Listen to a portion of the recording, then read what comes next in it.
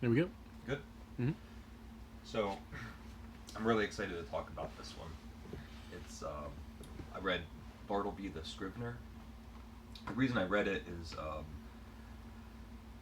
like a dear old friend of mine on Instagram posted like a picture of her cat or dog, but there was a Bartleby the Scrivener quote or like reference or whatever. And I was like, man, like it's such a good story. And so I decided to read it again. It's like 60 pages or something, so you can just read it in the afternoon. It's a classic. It's one of the best. I was thinking about like those like water cooler sitcoms. Mm-hmm. Like it's one of the stories that if you're talking to someone else that's read it, it's so much funnier. Like you just start laughing about the things that are in it. Anyway, it's actually set up like a horror story, like the beginning of like all the Edgar Allan Poe short stories where he says like what I'm about to tell you is going to seem fantastic, but I assure you that it's true. It has that same kind of setup where the narrator is saying, I met this man, unbelievable, he shouldn't exist, but he's real. I'm telling you that he's real. It's Bartleby.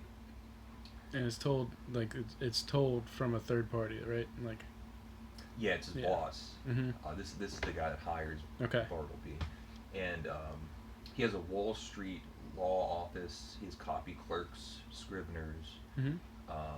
And they're getting kind of busy, and they hire Bartleby, seemingly a very good employee, strange, but just when they hire him, he just comes in and he starts copying out whatever he's doing. Hard worker, consistent, not distracted. Has his little spot. Days are going by. All of a sudden, he's the first person there every morning.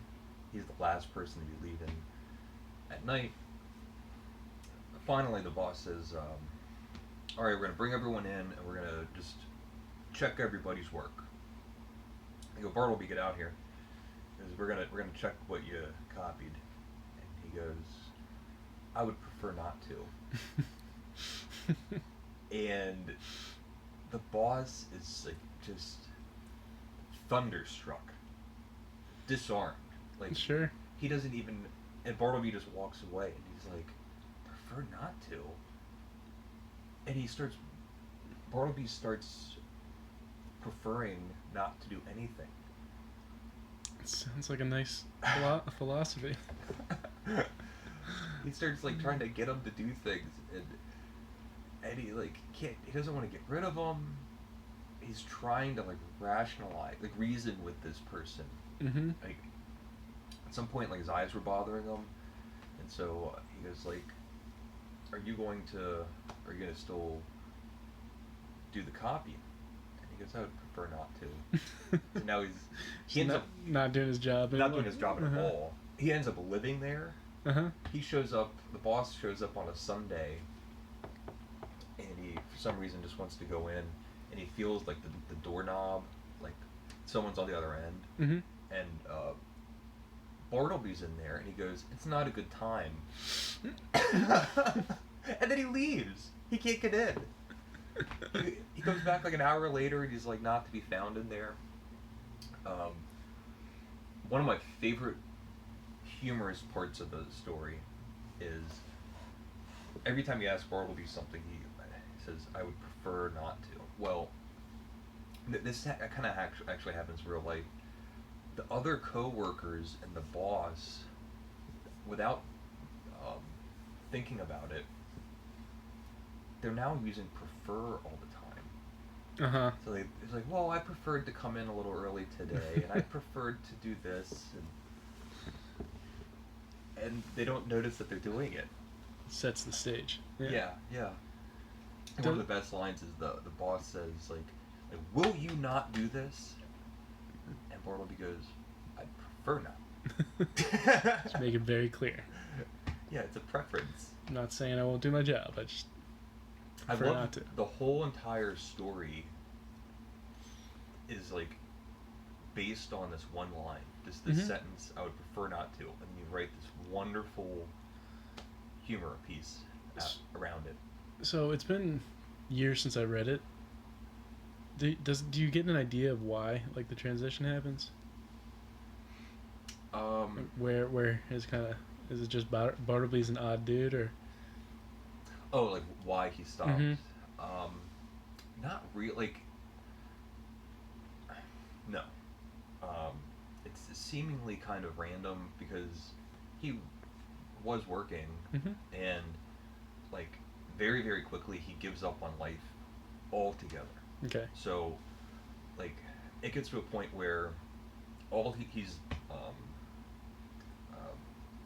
sustaining himself eating these ginger nuts. He's not leaving the office at all. Uh-huh. So there's a window, but there's only like a brick wall, and he's just staring at a brick wall, day and night. So they hired a crazy person. They hired a crazy person. Finally, like he goes through it, and if you read it, like he doesn't want to fire the guy. He really kind of cares about him. Mhm. He relocates his office. He gets to a point where he goes like, I'm just gonna move. Like we're gonna go to a different. We're going down the street. They move and like the new tenants over there like find them and they go like, are you gonna take this guy with you? Like he will not leave. No, he comes with the office. Yeah, they ended up like taking him away. It gets, for as funny as it is, it gets really kind of sad Sure. at the end of it. Kind of sounds like a mental illness. Yeah, I mean there's something wrong with him. Sums up, yeah. Laugh out loud. Like it's one of the few books. Like sometimes like books are funny, but it's like a literary humor. So you Mhm. kind of can mentally chuckle to yourself. Sure. This is not that book. This is a book that while I was reading it, I had to put it down because I was laughing. And I can't do it. I have to take a break. Very rare that have a book like give a physical reaction. Sure. So it's wonderful. Anyone looking, it's one of the best short stories. And the writing style, like he has a really, one of the things I like about it is, the narrator is like verbose, Mhm. using all of these big words and kind of flowery, and I get the feeling that it's almost like he can't believe what he's telling and has to try to make it like as clear as possible. It's almost fantastical. Yeah. Uh-huh. I mean, there's words in here that you've never seen. Like I'm looking at it going like, I don't know what that means at all. So for a short story, what do you think was Melville's like impetus behind writing it? Actually, what it reminds me of is